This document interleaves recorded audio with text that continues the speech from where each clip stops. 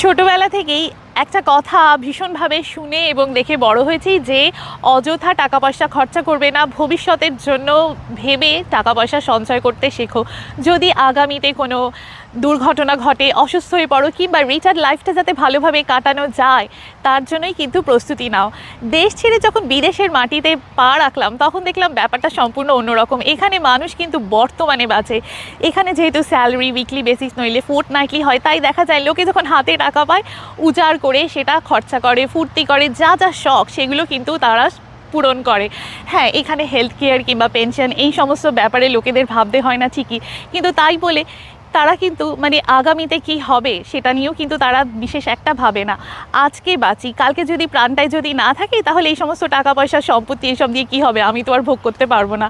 হ্যাঁ, আমিও কিন্তু আস্তে আস্তে বিদেশে এসে এরকমভাবেই ভাবতে শুরু করেছি একটু হলেও, যে হ্যাঁ তাই তো, বর্তমানটাকে ভালোভাবে বাঁচা উচিত।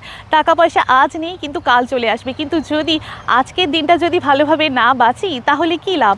তোমাদের কি মনে হয়, বর্তমানটাকে ভালো করে বাঁচা উচিত, নাকি ভবিষ্যতের কথা চিন্তা করে অযথা দুশ্চিন্তা করে এই বর্তমানের সুন্দর সময়টাকে অতিবাহিত করে দেওয়া উচিত? কমেন্ট সেকশনে অবশ্যই জানিও।